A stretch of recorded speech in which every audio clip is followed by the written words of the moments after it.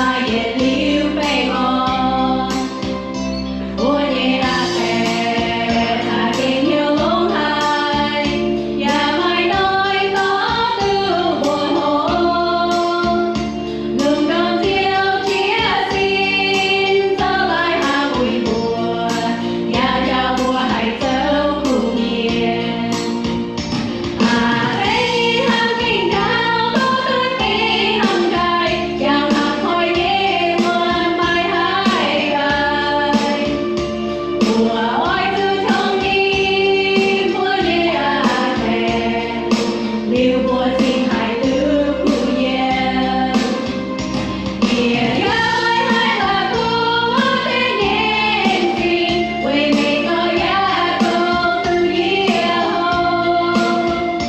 để không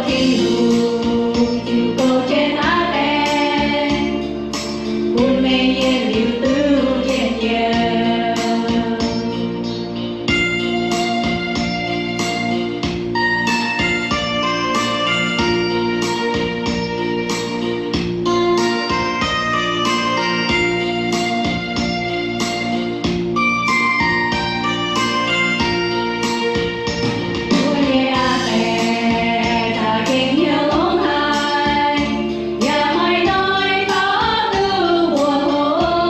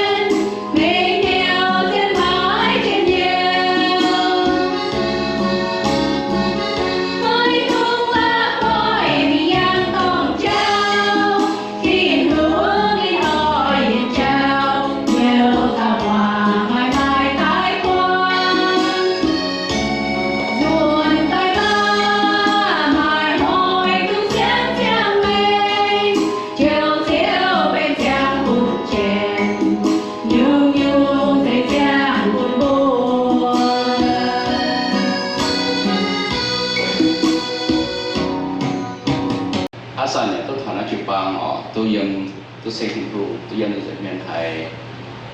nhớ phải phụ yếm mẹ hàng lòng khảo rồi it's always great to be in the presence of Lord Jesus Christ. Every time we are able to be in His presence, always bring peace and comfort in our life. Lý hỏi bữa mảng như đó là phụ tạo on the role of children phụ chế họ như cháu phụ chế họ như cháu. The title of our sermon today is the role of our children. The role that we have set for our children. The book we're going to look at is Proverbs chapter 22 verse 6. How do Father's Day become a Father's Day? Back in the day, there was one daughter that is sitting in a church and listening to her pastor about a sermon, about Mother's Day sermon. And in her heart, she think of her fathers because she wanted a day to honor her fathers too. Because when her mothers died, all she had is her fathers. Có một cả buổi như tên hỏi bây giờ hai trẻ con tái giống nó hỏi như sang hồ năng là hai lao là tôi bé lên hàng họ cái con lao là hai mà tao xí toàn phải mà tập chuối xí mình số là phải dùng chụp bằng điểm năm hỏi là bao nhiêu kinh sang chun thảo bùa thảo ma như hỏi thốn niệm ma thải ma hám ma như hỏi ma như chính như hỏi lý giống ta xia như hiếu niệm hám thảo như chẳng thảo như tè vê su ni ma dồn thiên tong nhỏ như xã hội nó còn kê xiềng nè lý ní mẹ nó trong hồ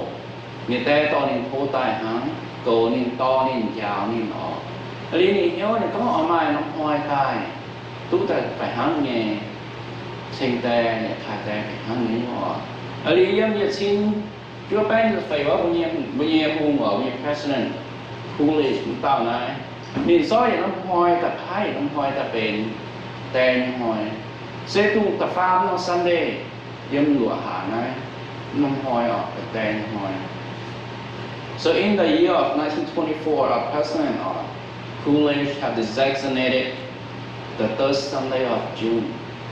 to be the Father's Day. So our scripture today tells us that in the book of Proverbs, chapter 22, verse 6, it says, train up a child in the way he should go, and when he is old, he will not depart from it. Bữa nay mình nói bộ của giáo phục chuối căn nên họp sự yam như cháu cố tai nên diệu mấy lời cô. We love our children and grandchildren, but sometimes they turn away from us and from God. We all love our children. We all love our grandchildren.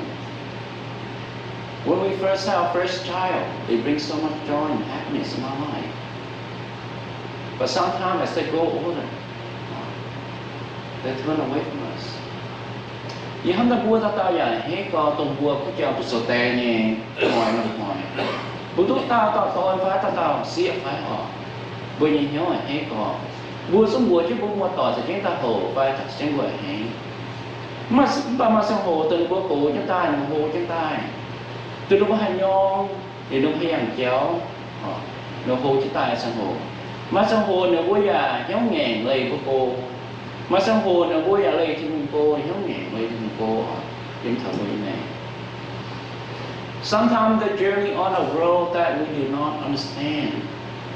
or a road that we did not approve of. Mà dần phá với nếu có như mẹ, nếu có sợ nghe, nếu dần như cháu, nếu dần những thứ cháu có xuống tiệt cháu, nếu sợ dần thì cháu, một xuống ngồi nếu dần thì cháu mà nếu dần thì cháu, dân nếu có như mẹ, nếu khôi thì cháu thì dần, chúng sợ hùa họ, mất lắm thầu, chúng làm hám nhà, con thầu bị chuối, nếu bố sĩ mua sự dần thì cháu, nếu chỉ ỏi dần thì cháu sẽ mua, không biết kinh sâu tung có to toàn. Nông hồ phải hướng nghẹn có to nó mình so gì những tâm niên nghe xin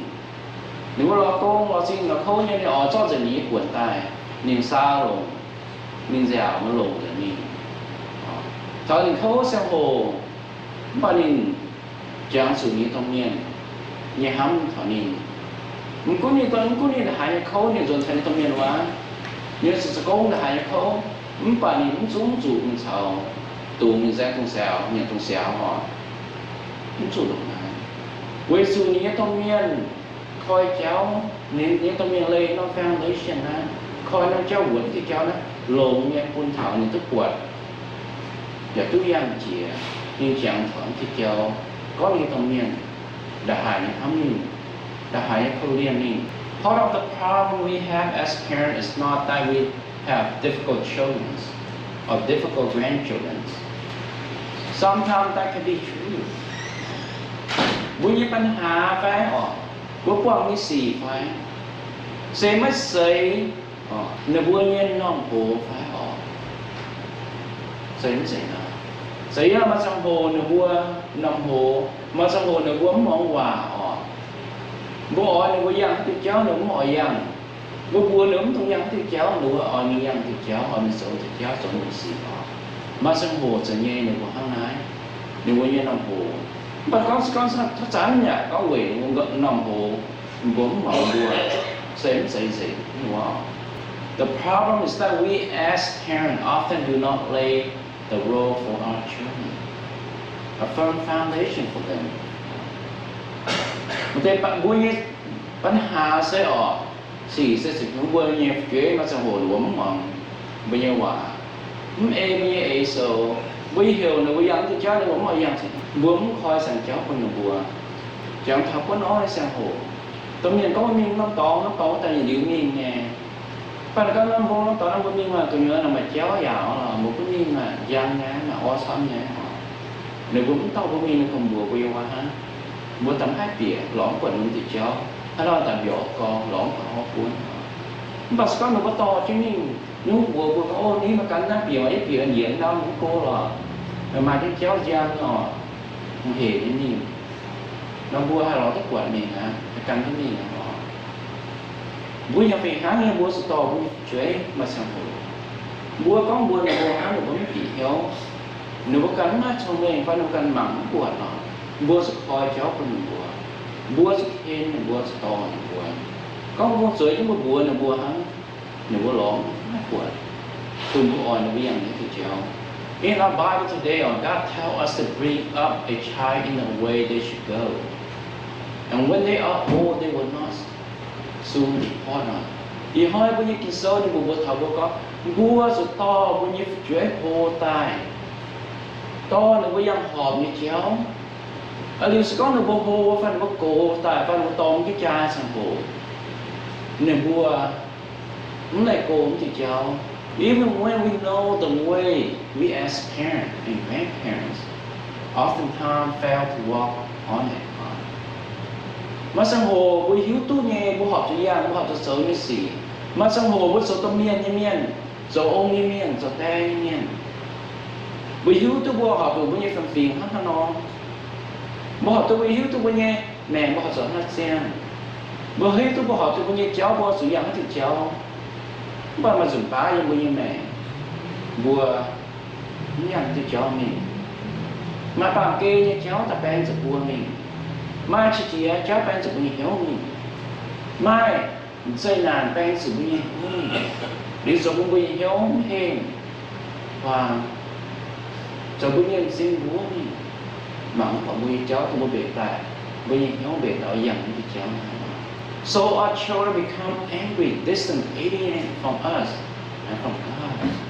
Nó bùa như mẹ bùa sang nó bùa như chuối bùa sang chị phải là bùa nằm hồ không bùa. Nếu bùa đây bùa cô nếu vậy lấy thì cô mình quay su bùa sang bùa như mẹ bùa như phim bùa như cái chia bùa như lệ bùa sầu ta bùa giang tay cháu phùi có một bùa là bùa ô to nè ô xía mày sửa hăng nó mà sửa hăng nó không phải một cái nhà mẹ mà sang hồ quỷ nó bằng tiền sao tá kinh bỏ bùa tài sao tá đọc lá ta hẳn với những nó tài bướm dân thì cho mình nếu cái cháu sống khói gói tài muốn dân thì không có chuế của nên bố nhà hay dân As Father under the Lordship or under God, under Jesus, we must live a godly life. น้องผู้เป็นแต่เป็นคนเมียนยังเมียนเป็นกูยังเมียนบัวตาเต่าเยี่ยมชินกูไงบัวสั่งเตี๋ยเจ้าสูไงจะเมียนบัวสุดเสียงบัวยังแมงที่นี่เจ้าที่นี่ห้ามเจ้าตัวนี้บัวบอกก็บัวตาเต่าจะต้องเมียนยังเมียนมาตัวนี้ชัวบัวยังเกิดชิดเดียบัวมันต้องบัวในบัวสีอย่างที่เจ้าบัวกันเมียนบัวกันเจ้าอะไรชั่วนั่นบัวยี่ฝุ่งแม่มันส่งเหี่ยวเยี่ยข้างหน้าว่ามันส่งข้างหน้าว่ามันการเจ้าเนี่ยจะเป็นคู่ยังตรงเนี่ยคู่ยังโกมันการไม่ส่งข้างนอกถ้าจ่ายในเช้าเนี่ยจะเป็นอย่างชัดเจนเนี่ย人标大增加大增一加一嘛不一มันถามมันทำยี่ฝุ่งอ้อยยังไม่เจ้ายี่ฝุ่งส่วนหนูว่าบัวทุกบัวถ้าเราบัวสุดเจ้าเนี่ยบัวจะเสียงไม่ได้แม่คือเจ้าคุณบัวทุกเจ้าคู่ในตรงเนี้ยเจ้าหลงเนี่ยแต่เจ้าหลงเนี่ยกูคุณทำบัวฟังก่อน We must be mature in faith and be the spiritual head of our family, just like God has called us Father to be, called us to be. เพราะนั้นบัวสู่โอยังไม่เสียงฟิล์มบัวสู่วันยังไม่เสียงฟิล์มบัวสู่นิดบัวสั่งตีเจ้าถึงกูบัวสุกวัดนี้อย่าสุดท้ายนั่นยังไม่ยังบัวสุดโซ่คู่เนี่ยหนุ่มใส่คู่เนี่ยเปียใส่ต้องทำบุญความต่อยเว้ยสุดเสียวติดพุ่งยิ่งพายน้ำความต่อยพายน้ำแฟนเลยกับคุณบัวพายต้องเสียตอนสองตัวเนี่ยเอาพายแต่ต้องเสียตอนสองตัวเนี่ยตอนสองตัวเนี่ยเสียพายต้องกว่าฟุ้งสองตัวเนี่ยกว่าฟุ้งถ้าเราบัวสุดโซ่คู่เนี่ยองคู่เนี่ยแต่คู่เนี่ยคู่เนี่ยเอใส่คนถอนบัวปุ่นบัวเนี่ยแมงมาลำเขามาลำหำตุ้นบัวเนี่ยแมงมาสังโหนบัวจุ้งเอาสูบไม้พวกมวยยังโดนสิงก้อสังโหปุ่นบัวจุ้งมาลำเขามาลำหำสิเวสูบบัวตุ้งเสาบัวเนี่ยลงเนี่ยเอใส่ไปตรงเนียนไปองไปกูคนถอนบัว We as men, father, grandparents, and husband, we must commit ourselves to building strong biblical knowledge, strong family, and support the mission of Jesus with our time, talent, and our prayers. เพราะน้ำบัวจังตอนก็จะเตยเนี่ยจะโอ้ยเนี่ยอย่าสะโกยเนี่ยบัวสุดนงเจ็บไปยังเหี้ยวนงเจ็บไปสมเองเขาไปยังเสียงฟิล์มเขาเสียวที่ตรงนี้ใช้จีบเนี่ยใช้ต่อยใช้จีบเนี่ยจ่าใช้จีบเนี่ยฟังต่อยจะเจ้าเนี่ยจะอย่าฟูสูบสั่งเตี๋ยเจ้าที่ผู้ลงเจ็บสัมโพลงเจ็บสมเองอย่าโจกทั้งตะเก่าเขาเนี่ยช้าเนี่ยห้ามคุณบัวมาช้าอย่ามาหน่อยใช้บุญฟังต่อยใช้บุญจ่าใช้บุญจิตฟังAs a fathers, we must devote ourselves to demonstrate the love of Christ in our home. Bố sở tay miền, bố sẽ mà công sáng. Bố sẽ số nhiều sấy lồng nè, to bố như nè, tai số nhiều sấy lồng nè, cuốn thầu, bao nhiêu phòng tỏi, bao nhiêu béo hình. Cuốn thầu bố qua phun phải, cuốn thầu bố chuối phải, cuốn thầu bố như áo phải họ. บัวจะต่อเช่นบัวไม่หันบัวนี่หันเสียเอียงจะบัวยังแม่เสียยังบัวยังหินสวยยังบัวยังแม่ตายปุ่นบัวตัวซิดที่ดูนี่ครับยังบัวยังแม่สวยบัวตาตาสดแต่เจ้าโกเจ้าองค์เมียนบัวสูทางไหนโกนบัวตอนบัวที่พุ่งพายในบัวตาสดบัวยังเอาที่พุ่งพายในบัวตาสดบัวกว่าฝุ่นที่พุ่งพายในบัวตาสดบัวยังช่วยบัวสโกลงบัวสต่อที่มีหันปุ่นบัวที่หุ่งเงี้ยหน่อยปุ่นบัวที่หุ่งเงี้ยเขาเลี้ยงปุ่นบัวที่หุ่งเงี้ยทรงเมงปุ่นบัวตัวมาทรงบัวก็ย่าดอกจุ้ยย่าดอกกว่าฝุ่นย่าต่อเอาหน่ะก้องเนี่ยก้องไม่แปะยาไม่แปะถ้าสั่นเนี่ยสดยังบัวจีเจียฮะบัวสนุกที่หุ่งเงี้ยหน่อยเปียกปุ่นยี่แม่ตัวนั้นเลยบัวสุดเจ้าที่หุ่งเงี้ยทรงเมงยังบัวยี่แม่ตัวนั้นเลยตอนบัวยาวบัว In the book of 2 Corinthians, It tells us that if anyone is in Christ, he is a new creation. The old has passed away, and the new has come. Yếm ta nhẹ con đi thô sô nhưng bố của con sẽ có hết ta yếm chiếu thì gùm hết ta xem yếm chiếu thì gùm lỗ như chia nhẹ xem như xuất ta lỗ như chia nhẹ xem như xuất ta bố giờ phải hán nhưng bố có hết ta bố yếm chiếu thì gùm bố xem yếm như chiếu thì trên gùm nhẹ xem yếm trên bố tung lỗ nhẹ phim phim lỗ nhẹ ế chia nhẹ bố mà xem nhẹ xem nhẹ hám biệt tài hám mà trên gùm nhẹ hám mà trên nhẹ ế thì ta bố như mẹ mà trên gùm nhẹ nồi thì ta giống như mẹ hám tung bố lỗ nhẹ thỉnh tu bố hoàng còi thỉnh tu bố như cha thỉnh tu bố chơi thỉnh tu bố cả phun chia sẻ nhà hắn nói bố tu xem những chia mẹ bố như mẹ bố xem yếm ta try to yếm tu như mẹ xem tu như mẹ bố xem bố sầu bố live a moral life ethical life to our family to our wife to our children grandchildren sẽ có bố giang như cháu, bố coi như cháu, bố mình như cháu tung thiên vụ phái tại như cháu tung thiên hùng như coi tại như cháu bố giang như cháu nó bố như phụ chuối dạ càng như bố sập bìa dạ càng chứ mình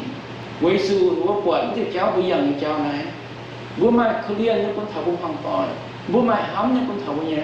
áo bố mai hám như con thảo như bùa búa cái chia giống cái búa giống mà nồi to nè búa nè búa giống hai hết có búa cũng hiểm nè búa hết sạch cũng hiểm nè búa búa chỗ xíu trên vùng cái sông mèn như búa như mèn búa xíu chỗ trong này như búa mèn giáo nè búa to nè búa mà sang hồ búa chuyển xíu trên vùng như hắn như thập này we as fathers should portray a deep love for our children and our wife. Họ nói bố anh chẳng to như miền, bố sợ te như miền, bố sợ ôn như miền. Bố ở sự bên, giờ nó uốn này, hắn bố thở bố nhà áo, bố thở bố nhà quế, bố thở bố qua phùng. Hắn bố xíu thì bố uốn này, hắn bố thở bố như mẹ. Bố mà làm kháo, mà làm hám, nhưng bố như mẹ. Mà cô nói nhưng bố quang sự xây nàn, quang sự như xì, quang sự như hải xây như xì, bố mà làm hám. Bố như hám nhưng chứ bố họ. Bố làm hám, bố mà làm thảo. Bố giờ sự mai làm hám, bố thảo bố nhà áo, bố thảo bố chuối. Bố nếu bố làm hám, bố làm thảo, giờ đừng bố như mẹ. Nếu bố ứng sự đồ, giờ ứng sự mùn, bố làm hám. Bố sợ khú như bố, khú như tông nhiên, khú như ôn, khú như ta cũng thảo bố. It is not easy being a father and a husband. They both have an incredible mountain to climb. Số tay nắm sẽ không hề, và số gỗ nắm sẽ không hề. Số ôn nhẫn sẽ không hề, con thảo bùa tự lạc xuống. Bùa nhiên thì cháu bây giờ bùa mà xong non bông hài xong non bông hài. Cháu giống như anh, nhé ya xìa mà sẽ không thảo bùa. Nhưng mà bùa sự giang, với sự bùa số xíu như miền, bùa số gỗ như bùa số tay, bùa số năn chứ bùa số ngao nhìn đàn. Cá chân miên nhìn, phít chân điểm nhìn, khôi chân cháu nhìn. Buôn bùa nhẹ hoàng tỏi, buôn bùa nhẹ chuối, buôn bùa nhẹ áo, buôn nhẹ bùa phun. Buôn nhẹ bùa hai mặt chéo giang. Càng chứ nhìn, dân nhẹ bùa nhẹ mẹ. Mà làm khẩu, mà làm phán. As father, grandfather, and husband, we should portray God's love to our children and our grandchildren and wife. Hắn nói bùa, y hoa bùa quả vì hiếu tu. Bùa sổ tên, sổ ô miền, sổ gỗ miền. Bùa sổ chót thì hùng nhẹ hám dân bùa nhẹ mẹ. Bùa sổ bùa thì hùng nhẹ hám hình dân bùa nhẹ mẹ. Bố sẽ có tin hùng hám hiện với mẹ suốt ta quân thằng bố hoàn toàn quân thằng bố chơi và quân tin hùng hám bèo trên bố như mẹ nó sang hồ không có nếu bây giờ thế nào nếu tự sâu mình phải giống hại mình phải quân tin hùng hám bố bây giờ bèo trên bố nó sang hồ quân nếu bố làm khởi như mình hám như người mẹ không có đôi nó toàn phải ở sự mình tự sâu phải ở sự mình toàn trao như cái nó muốn phải ở sự mình sợ cố như cái nó toàn mình phải quân nếu bây giờ làm khởi as a father, we want the best for our children. We want them to succeed at everything they do. Bố sợ ta sẽ gọi mình hắm đập bố ta tờ mà phải hắm lên lòng theo. Bố họ cũng bị phải chuối, tôi nuôi bền ta sợ như bố nuôi sợ tới mình. Bố nuôi bền tổ sâu, bố nuôi tổ tới mình họ. Nếu bố sống rủi ro mày, chính nhà tổ số phấn nói bùa xuống oi lồng dành cũng như chá thao chiều như lui ngoài tai bùa cho chát sờ cùng to bùa mình tổ sầu bùa nó bùa sầu nhé hội công phá sầu như sẽ phải như núi mẹ bùa xuống bùa cái lăng chay nó bùa như hột chát nó bùa on chứ nó bùa mình bùa nó bùa sầu như bùa nó bùa tụt lỗ cho tụt mình bùa như cho tay mình như hiểu hắn ta hiểu nào hắn nó God made it clear to us that as the fathers and husbands, we are called to be a light of encouragement to our family. Nếu tình buông với sản thị Giêsu, nên buông xin nghe nên bùa xin nhỏ, bùa số té số gỗ như số ông như bùa ở chỗ số, hiện năm giang on tu bùa như hoàng tỏi nhé, hiểu không? On tu bùa hoàng tỏi nhé. Mà làm thảo họ vui là sự chơi nông giang encouragement họ tôi sự chơi nông giang mà chả nghe con thảo bùa mà có nửa quang sự những gìแต่ฟังมาห้ำถาวบัวหนึ่งบัวสู้มาลำเขาสิมาลำห้ำสิมาเสยสุดสิ The best thing that we can do for our children or grandchildren and wives is for each of us father to personally be right with God and walk in the role of our Lord. The best thing for us lông chia như những phải lông chia bún thảo bùa như chuối bún như quả phun bún như áo bún thảo bùa như hoàng tỏi nè lông chia bún thảo bùa sầu tay sầu gối như sầu ôm như bùa ơi sù xíu như xiang xíu như cổ bún như hoàng tỏi xíu như sẽ hám bún như áo xíu như sẽ to bún như quả phun xíu như giàu bún như chuối nó sẽ lộn chia bún thảo bún hoàng tỏi bùa xíu như giàu to bùa hám như bùa to continually sing to be transformed into the image of God bùa phải hát hát sàn như bùa như mẹ hát sàn nhà bùa hát sàn nhà nó sầu bùa hát sàn nhà ở to bùa như mẹ xiang bùa như mẹ chính xíu như sầu bùa như hám xíu như bùa như hám xíu như hám như mà cún hát sàn bùa càng quang suy dễ nản phải quang suy như xì phải muốn cún mua bà bùa ở xiang bùa như mẹ hám xíu phái của bùa tao nó hám xíu mà mày hiếu đáo mà không liên mày hám yên bùa như mẹ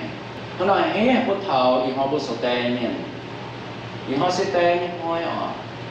tôi xíu thì cũng sẽ phút buồn bùa tổ tè nhỉ cũng bùa mà nói mày hám yên bùa như mẹ cô bùa như cha cô bùa như hoàng tỏi cô bùa như áo cô bùa như chuối cô bùa quả phun bùa như hám bèo yên chứ một bùa xiang yên chứ một bùa mà cuốn bùa như áo như hải mấy hoàng tỏi như hải một chuối như hải một quả phun như hải bùa như chăng thằng mày bùa như sự tự xíu thì nhà hám như là bùa như mẹ bùa như mẹ mà làm khảo rồi mà làm hám rồi như là bùa mẹ bùa như chỗ giàu thì chứ cần gì như thốt xấu sẽ phun bùa tận chỗ tè như chỗ ôm như miền chỗ gỗ như miền tút chỗ tế giấy như miền thốt xấu như hám xíu như sông này xíu như nổi yếm chân bùa xẻo chân bùa bùa như mà nổi mà sông này có bùa hoàng tỏi to bùa như hoàng tỏi nó sông bùa